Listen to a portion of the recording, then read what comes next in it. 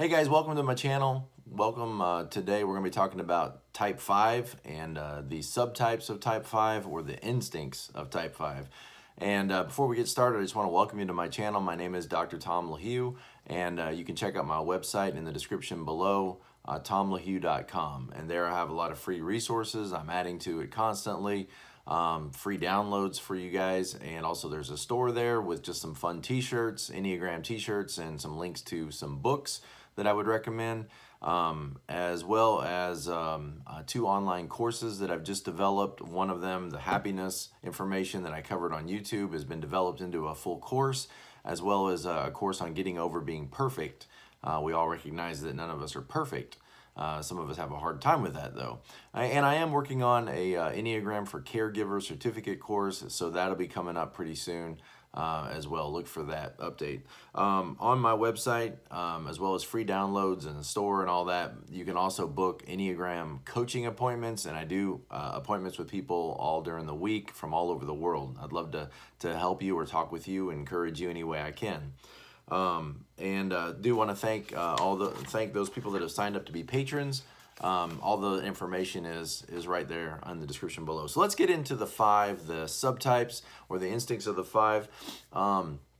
Let's start with the self-preservation 5, or what is sometimes called the castle 5, the boundary 5. This is the 5 that enjoys being at home, feels comfortable at home, or in those places that are safe places, maybe their office, maybe their study, their classroom, wherever they work. They'll have like this place, that's sort of like their area, and they feel very confident and very secure in that area, in their home environment, sometimes called the castle defender. They like to have a refuge or a lair. I like that word for 5s. Begin with saying that, from what I understand, the 3 different subtypes of the 5 most look like each other compared to all the other subtypes of the other types. So when you take the 5s and you divide them up into the 3 subtypes or the 3 instincts, you'll have a more difficult time separating these 5s than you do, say, for example, the 3 different 1s or the 3 different subtypes of the 2s. They're easier to distinguish than the 5s. The 5s most look alike, from my understanding. So the self-preservation 5 is the most 5-ish of the 5s, or the 5 that looks like a 5. This 5's focus of their attention is on keeping people at a distance and keeping boundaries in those relationships. It's as if I can attend to people. People are problems, people are difficult, people are challenging, people take up my time. I've only got so much energy. And 5's always kind of the one of the ways we understand 5's or 5-ness is sort of that idea that I have limited energy. And since they've limited themselves or have those limits on themselves, they tend, their sin is greed or avarice, it's stinginess. It's, well, then I need to maintain what I do have. I need to maintain the energy I do have. I need to maintain the resources I do have. And so they're focused on maintaining that energy or keeping that energy and not, dispelling it or losing it with people. Losing that energy on attending to people. And so this 5 can attend to people and can be present in people's life if those boundaries are intact and if they have a good escape route or the escape hatches available to them. So they feel most comfortable at home. They feel most comfortable when the boundaries are clearly defined. My role, your role, her role, and everybody stays within their lanes, stays within their limits. They will minimize their connections with others. And have connections with others, but typically it's a few close friends, people that they relate to and feel comfortable with and feel confident with. They will have a tendency to save, or a tendency to kind of live with just in case plans, just in case it rains. You need to be prepared. They tend to minimize their connections with others and have a few close friends. They don't want people coming to them with a lot of questions, coming to them with a lot of needs. And so they can be friendly. They can be very friendly. I've got one of these people in my life, and they can come across very friendly, very warm, probably warmest of the 5s. They can come across very friendly, but I think the caution is don't mistake that friendliness for an invitation to friendship. Okay, so think of the friendliness as maybe a little bit like camouflage. Like, I'm going to be friendly and warm and kind with you, and now we had a pleasant exchange, right? So now go away. So now move away from me. I didn't give you any reason to get up in my business. So I was friendly, I was kind, I was warm, I was considerate, and all of that was a good exchange. So now the exchange can be over, and you can move away, and I can move back to my safe place or back to my home, because it expels energy to have interactions with people. And so this 5 isn't probably going to want to have as much conflict as, say, for example, the social 5. This 5 isn't going to have as much conflict with people because they don't want to attend to people. They don't want to dispel their energy with people. And so conflict takes a lot of energy, takes a lot of dialogue, takes a lot of exchange, and that's what they're seeking to avoid. So they may come across very warm, kind, friendly, and sociable at times in order to sort of have permission to now distance away from you. But it's not an invitation to more. Their friendliness is not an invitation often to friendship. Not that they don't have friends, but they don't need a lot of friends. That's the whole point of being a 5, is you don't have a lot of needs. You're not in touch with your needs. You tend to shut down those needs and have less needs. And so that's why that's why they tend to maintain what they have, because they don't have a need for more. Okay, so they can be friendly as camouflage, and they can adapt their expectations of people in order to sort of minimize their dependency on people. They don't want to be dependent on people. They don't want people dependent on them. They don't want people intruding on them. Social interactions can feel like an intrusion, and so we need to be kind, friendly, and warm with people as to move them away. Now, they may also just come across harsh and direct and blunt with people in order to move people away too, particularly if their friendliness didn't work or their friendliness doesn't seem to be working. They may find ways to hide and withdraw if someone gets too close or the relationship feels threatening or becomes too, what you might say, just interdependent. Relationships are interdependent. I need you and you need me, and we give and take, and we move together, and we depend on one another, and all of that seems kind of, intrusive to this Castle 5. They feel safe within their walls. This is the 5 that's least likely to want to venture out into the world, least likely to want to venture out into unknown places, unknown territories, try new things. This 5 tends to, want to stay close to home base. The least communicative of the 5s. Of the 3 5s, this is the least likely to want to sit down and communicate and have long conversations, sharing their heart, sharing their, even sharing their passions, those kinds of things. The social 5 is going to be much more communicative in terms of sharing information than this 5. The focus of this 5 is not on information. The focus of this 5 is on keeping boundaries, is on remaining secure, is on keeping others at a distance. Okay. Doesn't want to venture out into the world. Okay. Most seemingly warm. Can be caring if their escape routes are sure. Can come across as caring if their escape routes are sure. And escape routes mean like, okay, so we're having a party at work and everybody's gathered together in the break room and we're all, celebrating Marty's birthday, da-da-da-da. This 5 can be friendly if they know that they can leave that party anytime they want and go back to their desk and sit in private, close their door and be left alone. But if they were forced into the situation, let's say they're depending on somebody else to give them a ride home and they don't have a way out and they're locked into this room with all these other people, then you might start to see the tension rise, or that 5 might start to feel the tension rise within them. But as long as their escape routes are sure, then they can come across a lot more engaging with people because they know they can get away. If this relationship stays within the boundaries, then this person can probably attend to you.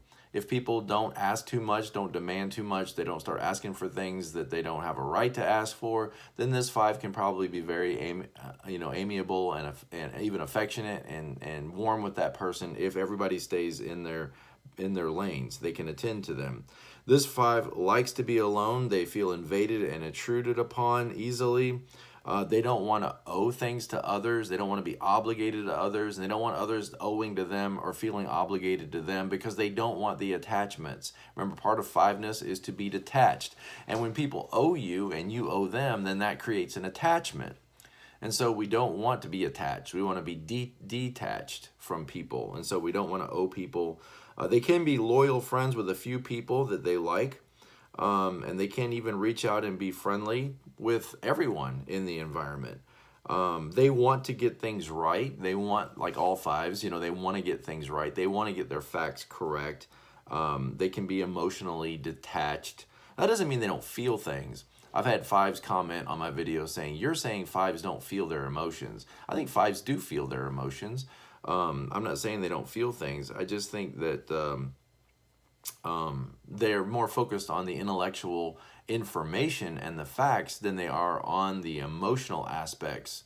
And what I mean is if there's a disagreement, fives are going to detach away from all the emotional stuff, or they're typically going to detach away from all the emotional stuff and then just record the exchange as facts. This Mary said XYZ, Jack said, ABC, and then this person, demonstrated this behavior, and this person demonstrated this emotion, and it's going to register as information and facts, more than feeling all that emotion.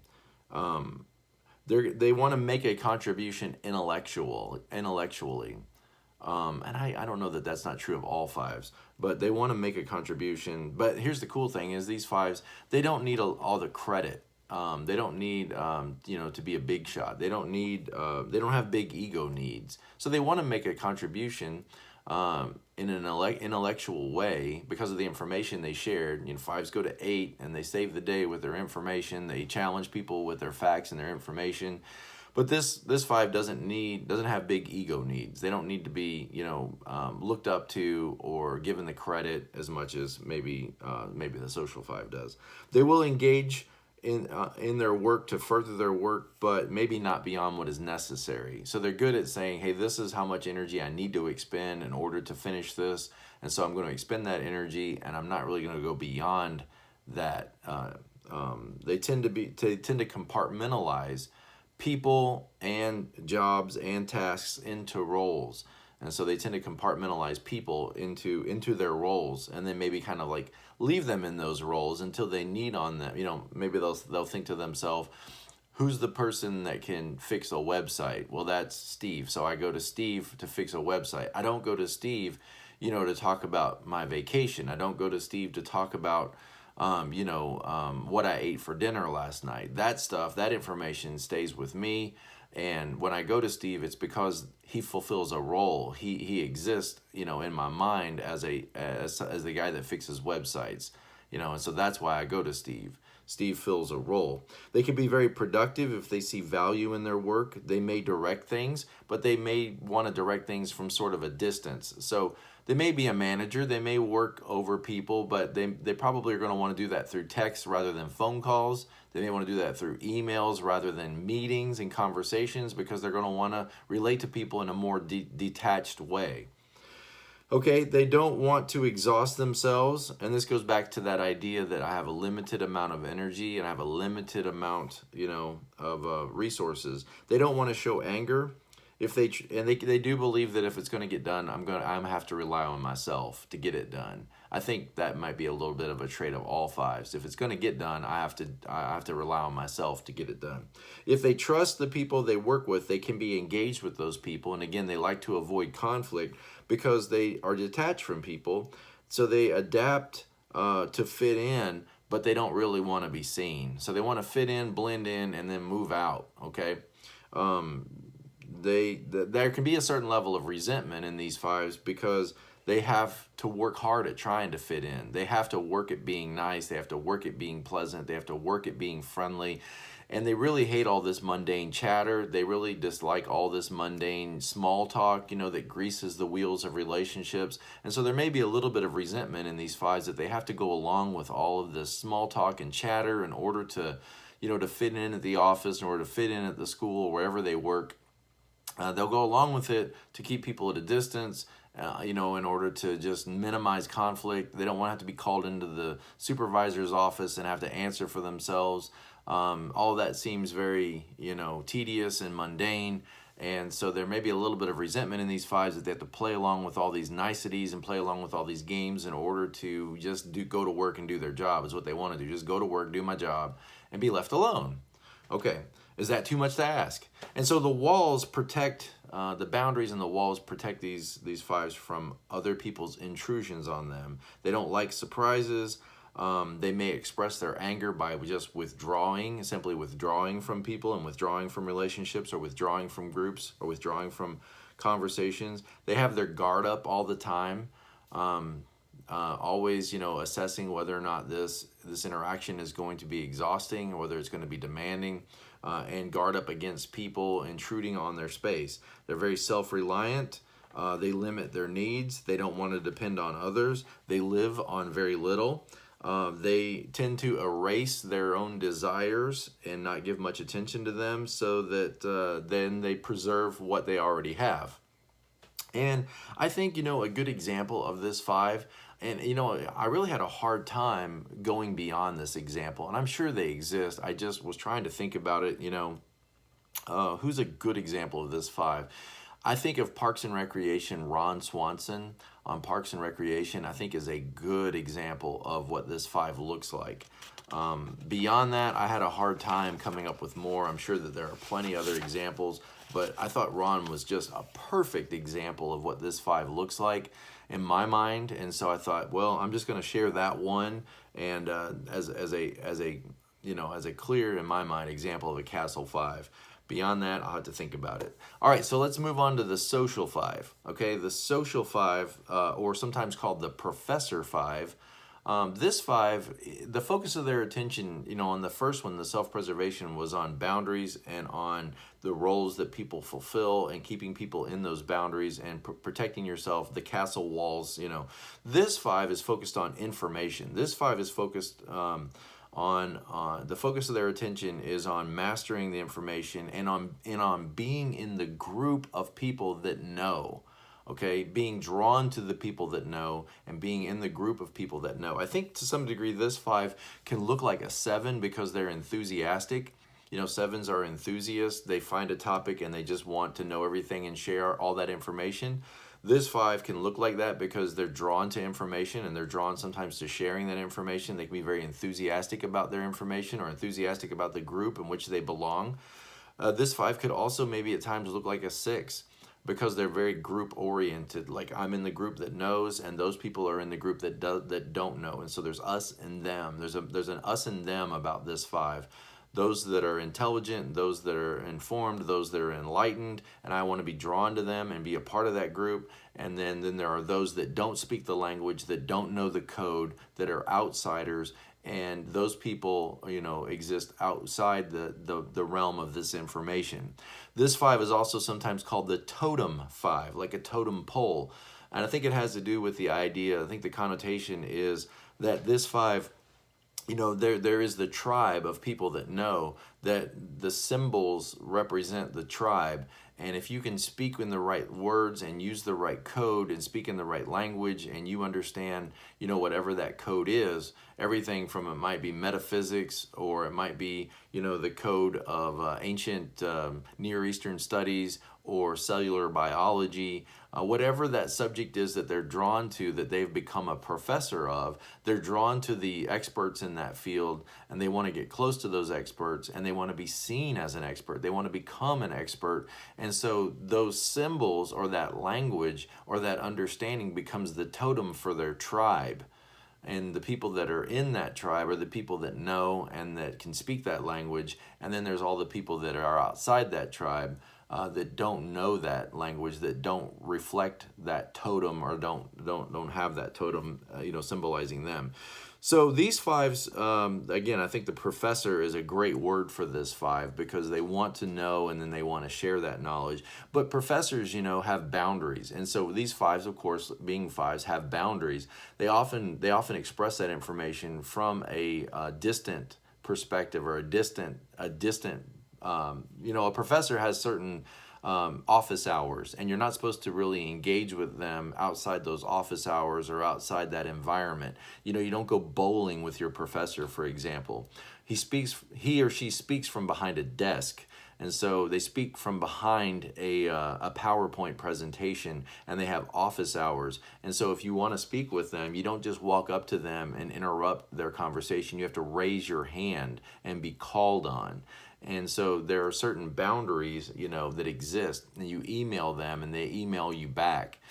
And so that this 5, would want to share all that information, but they want to do it from the safety of a radio broadcast or a YouTube channel, or and so there's this barrier between me and other people, this barrier between this social 5 and other people, that I'm the expert back here in this room, and I speak from this platform, from this stage. I speak from behind this desk. And if you want to make an appointment with me, then you need to go talk to my secretary and schedule that appointment. So there's a boundary, okay? There's a distance. I communicate all this information. And see, like a 7, for example, isn't going to have those boundaries probably. They're going to communicate all that information, and then they're going to walk out and give high fives to everybody, and 5s are going to be much more separated from the people that they are trying to influence. Okay, there's going to be distance between them and the people they're trying to influence. Okay, so these 5s, also with that idea of totem is, I think, that they tend to assume a role or assume an identity in life, and then they live their life through that role or through that identity. Okay, so if they are the professor of, cellular biology, then that's how they live their life in the world as the professor. Or if they're the Doctor, one of the guys I subscribe to, I can't remember his name exactly, but he's very much plant-based, whole food diet, Gregor or something like that. I'm probably very much a 5. I wrote the book on how not to die and all that. That's his role. That's who he is. And so every interaction that, you see him pop up, it's always going to be in that role. It would be very odd to see him step outside that role, and just be a dad, or just be a husband, or just be, the guy at church that walks past you, because everything is lived out through that role. Okay, and 5s tend to think, I think, like that, is that like I'm that person, that expert when it comes to whole food, plant-based diet, and now every bit of information I give you is going to be as that person, okay, that professor, that role. They can disdain ordinary life. Because they can be a little bit exclusive. They can be a little bit, I don't want to say this out loud, but they can be a little bit of a know-it-all. Okay, and you 5s, you know this about yourself. Okay, so I'm not saying anything you don't already know. And it's not that they don't know it all. They probably do. They are drawn to the information. They are drawn to the facts. They are drawn to and then they want to help you by giving you that information. Sometimes when it's not asked for, and that's, when 5 goes to 7, is they can just lunge into conversations and download all this information that may or may not be, helpful at the time. I call them the dump truck. They come back up that dump truck and all that information dumps out, and it may be more about seeing me as I'm okay, I'm good, and I'm safe, and I'm all right because I know all these facts and I know all this information, so I'll be okay.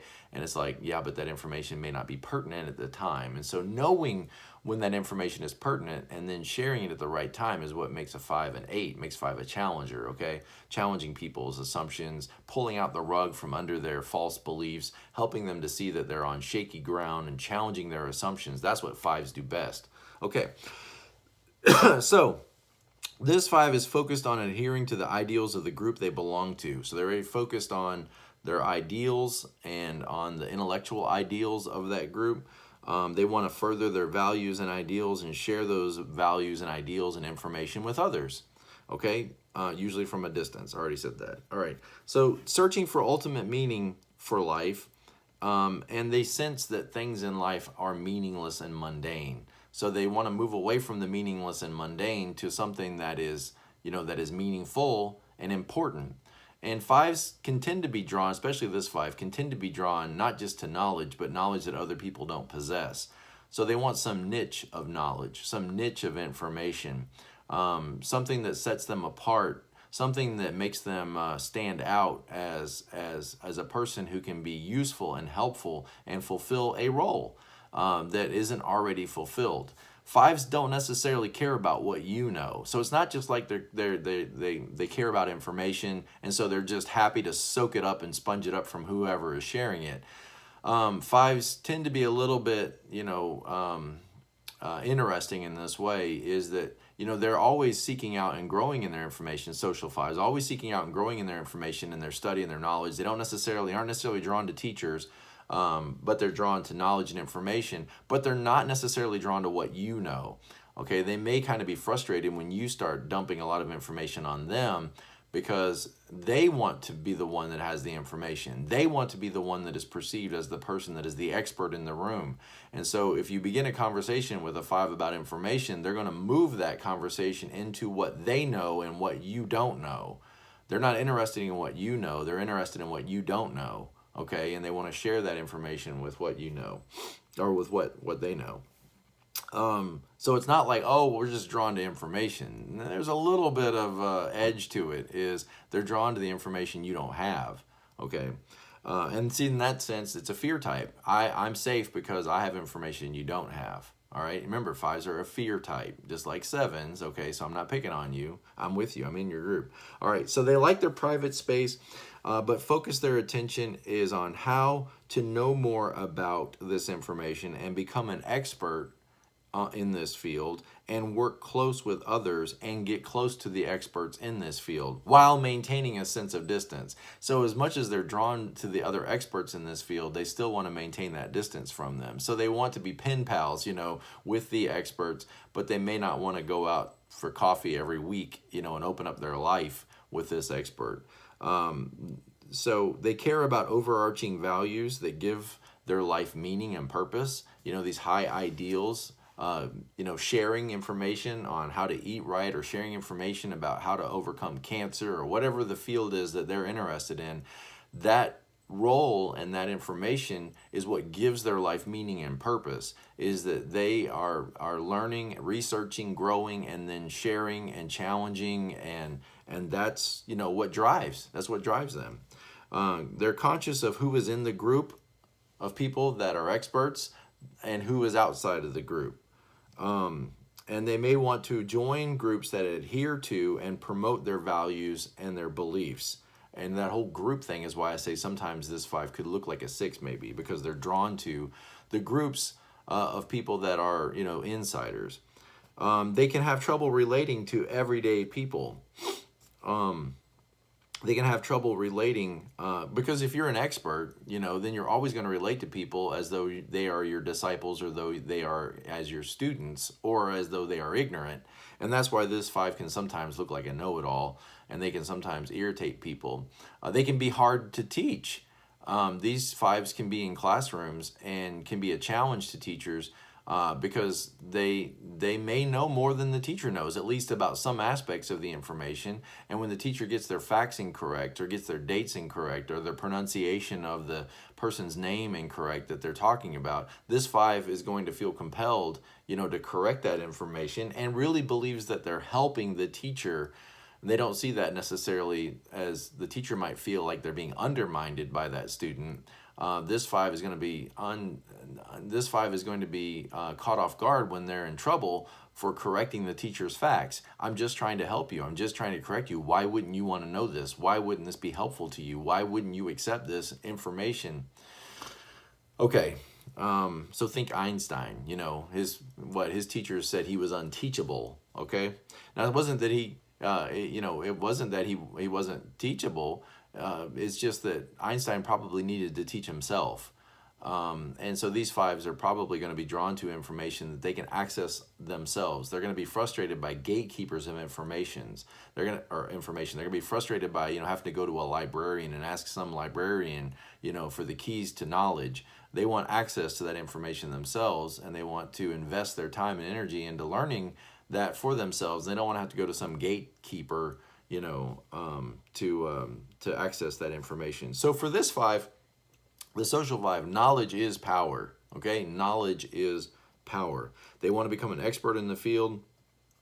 They may come across as a little bit mysterious or a little bit inaccessible. They can be very sensitive, especially when they're shown that their information is incorrect, or that they don't know as much as they think they know, or that they're not super smart, because they're going to feel that they are super smart.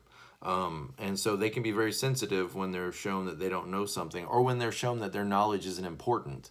If somebody were to disdain them for their knowledge and say, oh my goodness, will you stop talking about cellular biology? No one cares. This is a family reunion. We don't want to hear your facts. We don't want to hear your information. Nobody cares about, who played third base, for the Minnesota Twins in 1974. Nobody cares about this information. Oh my goodness, will you stop? They can be very sensitive because in a sense, like what they've created their identity around is being undermined and attacked as though it's not important. And so they can be very sensitive about this.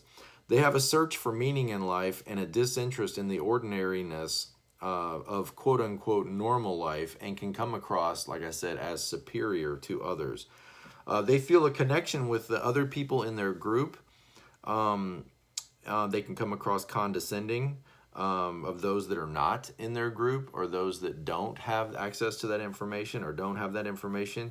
They may be more committed to their ideals as intellectual truths than actually committed to them in their everyday life. So this can be a challenge for fives is, think about it like the nurse or the doctor who's very committed to all of this information about health, but then goes outside on a smoke break, drinks lots of Diet Pepsi, eats fried food, and is 50 pounds overweight or 100 pounds overweight. So they agree to these intellectual truths and they believe them, but they may not filter down into their everyday living. So this might be the psychologist or the counselor or the psychiatrist who understands all these things about marriage and family and relationships, but then goes home disinterested in his own family, disinterested in her own kids, disinterested in her own marriage, not connected, disconnected from people, but yet they understand all the nuances of what makes relationships important. They don't practice them necessarily in their own life. This can happen very easily to this five. Disconnected from, everyday life, disconnected from everyday relationships. Can tirelessly work to further a cause that they believe in or they believe has great impact on others. They can be passionately committed to their cause and focus all their energy on it, focus all of their attention on that, and be very passionate about it, even to the point of the detriment to their own close relationships. Their relationships can go on a back burner because they're driven by their information, driven by their knowledge, driven by their high ideals. They can struggle and may cut themselves off from relationships. So they may be very disconnected from the people around them. And it's kind of like whatever strength I would have gained or whatever, life credits I would have gained from my relationships have been shifted to knowledge and information. I get that energy and I get that supply from my knowledge and information, and I get, my mind revved from that, because I don't get it necessarily from my relationships and from, close connections with people. So that supply that most of us would get from relationships with people and interactions with people, they might shift away from people and get that from their, their endless, tireless research and their commitment to information. They can isolate themselves in that way, and they can feel alone and be lonely people. And yet kind of not know what to do to get out of that loneliness. They may cut themselves off from relationships. They may so heavily invest themselves in a cause which brings meaning and purpose to their life, and they're challenging others and they're helping others through their information, that they can live life without having very much intimacy with others or connections with other people. They want to be someone important.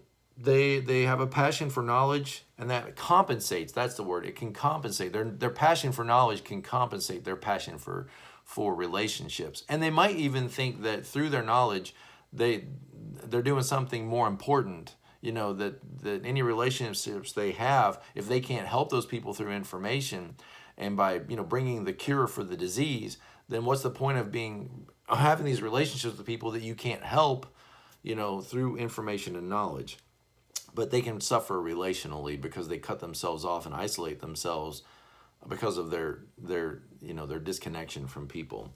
The need for people has been replaced with a need for information. Again, I'm not saying this is 100% true of anybody. I know that you have relationships. I know that you have, and I feel, see, guys, you fives, listen, I feel almost compelled, even making a video like this, to clarify everything I say And that's part of what it is, the deal with you fives, is you want to jump in right now and say, well, actually, now wait a minute, now that's not, actually, that's that stuff I'm talking about, is that need to clarify every point, that need to clarify every detail. That's what gets under teachers' skin. That's what gets under people's skin. That's what can make you prickly with people, like a cactus with people, is that need to clarify. I already know that in the comments of this video, I'm going to get, well, now actually, now wait a minute now. That's a 5, that, relax, okay? I'm speaking in generalities. I shouldn't have to clarify everything I say with any type.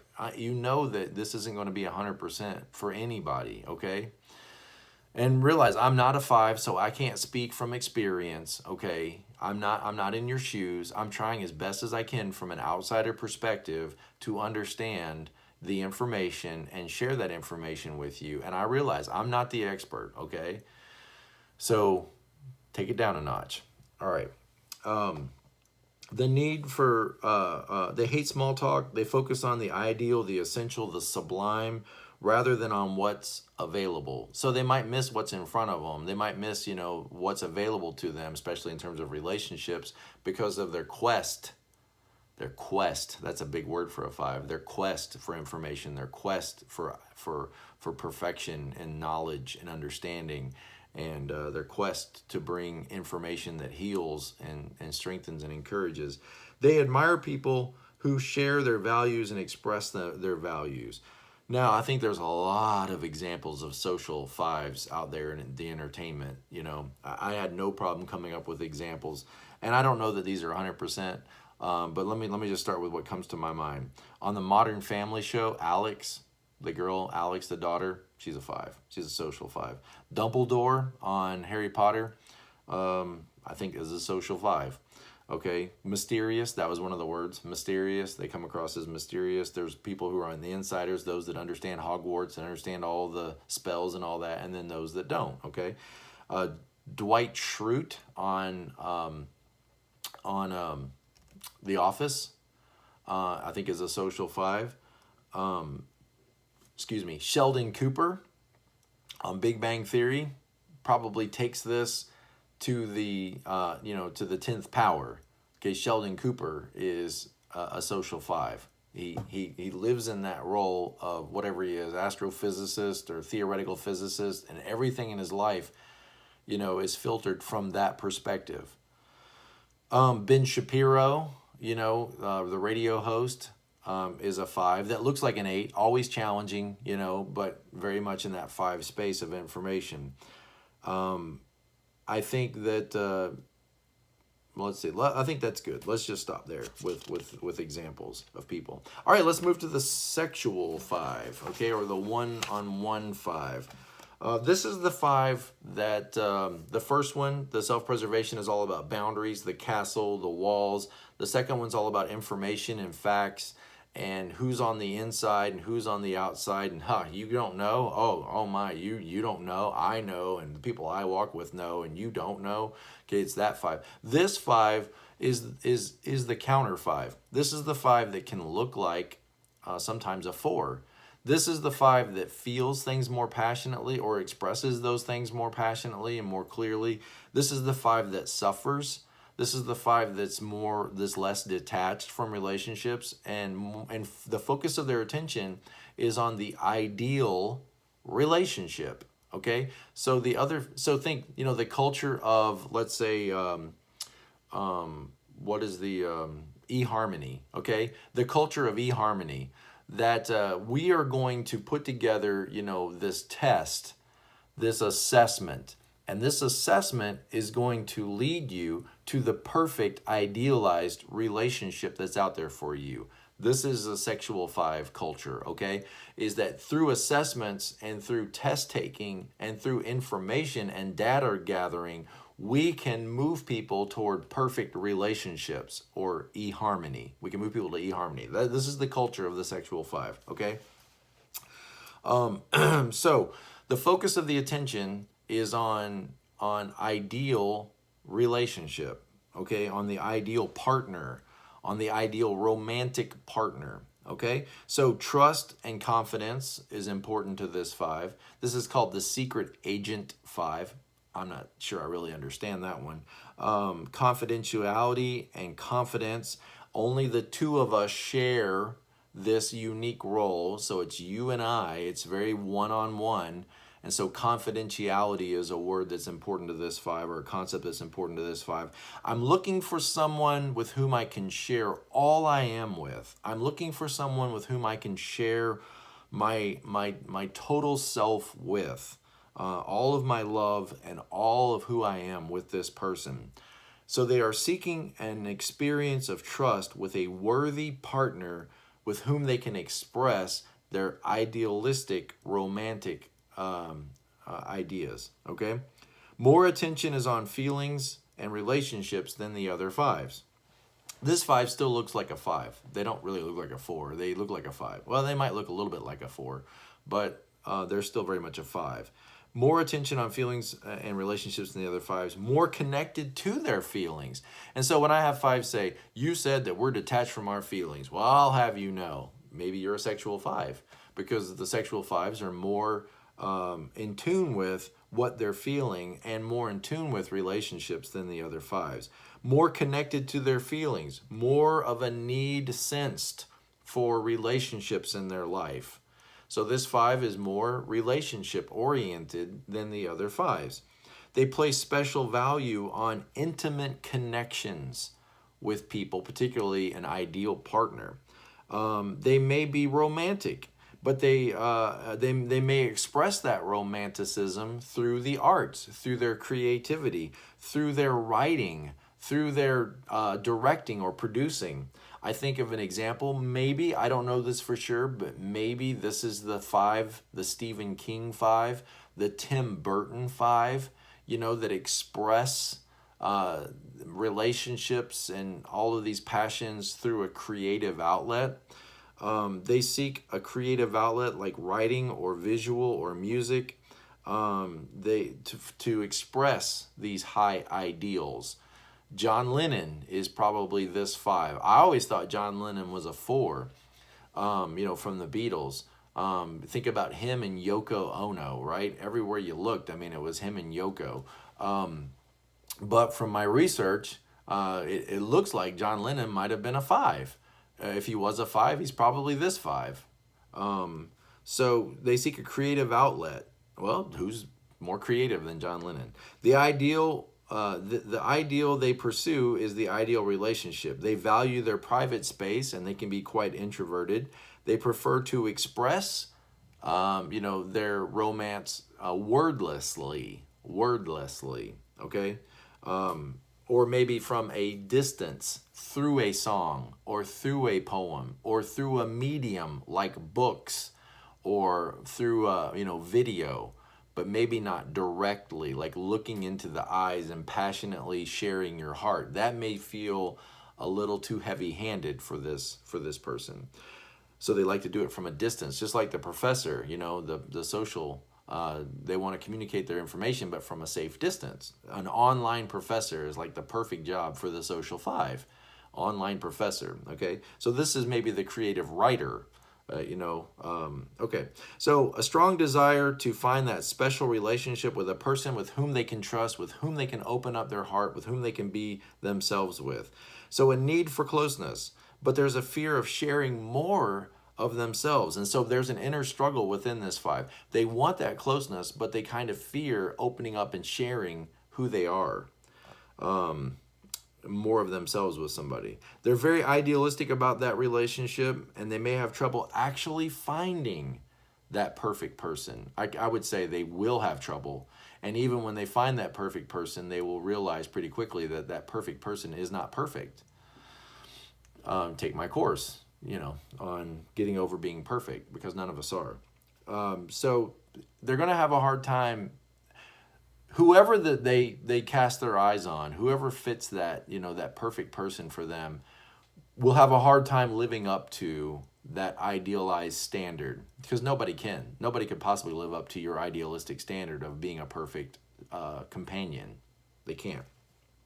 They can be passionate about the work they do. They want to connect with others, but those connections can often seem awkward because they are a 5. Those connections can often seem awkward And even though they want to be connected and they want to be in relationship with people and they want to have a relationship, it may be hard for them to move to action because fives have a hard time moving to action and actually pull the trigger. So they may have this romantic attachment from a distance. From a distance. Now, I'm just telling you guys, that can look creepy sometimes. That can look creepy sometimes. You might come across as creepy sometimes because you could be overwhelmingly in tune with this person that you've never talked to, that you're afraid to actually walk up and ask out on a date. But you've got maybe pictures of them on your walls, pictures of them in your locker room. You're writing sonnets and songs and writing, letters to them that never get delivered. For most people, that's going to look creepy. Okay, think maybe like Kip on Napoleon Dynamite. Don't be jealous. I've been chatting with babes online all day. Okay, that can look a little creepy to people. And when they find out, you got this wall, in your secret closet with all these pictures of them, that may be an off-putting, discovery for that person. They may not be as, flattered by that as you might think they would be. They might just be creeped out by it. Okay, so they want to connect with others, but they can come across awkward at times and have trouble connecting. They can become emotionally intense and expressive in the things that they do with very much passion and creativity. They work to create strong bonds with key people as a way of furthering their goals and advancing their common mission. They can be intense, they can be romantic, they can become very emotionally sensitive. This 5 suffers like a 4 more than the other 5s, where the other 5s are more emotionally detached.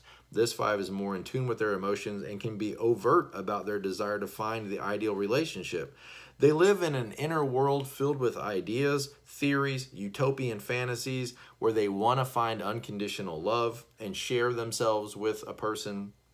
But their ideals can be so high that it can be hard for anybody to pass their tests. Okay? Easily disappointed. They can continually test their partners, to see if they are who they said they are, if they will live up to these idealistic standards. They can be very picky about their partner. They want someone that they have quote unquote chemistry with. So they seek the ultimate union, even though they struggle themselves, to be an ultimate ideal partner. They seek an ideal partner for themselves.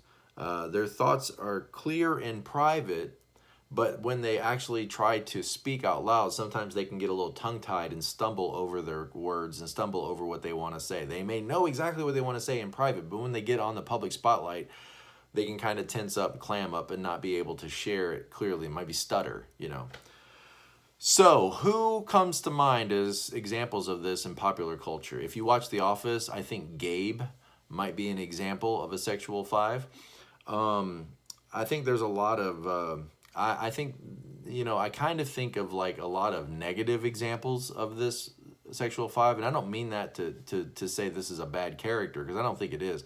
Because I think in any of these types, you might, like when I was talking about the 4s, the sexual 4, I gave Scar and Ursula, what's his name, Snape, those are examples of, you don't have to act like that though, and to the degree that you don't let your impulses and compulsions drive you, so even though I may give some negative examples, doesn't mean that that's who you are. It means that you might have that tendency, but if you combat that impulse, then we ought to applaud you for not being, Kip on Napoleon Dynamite.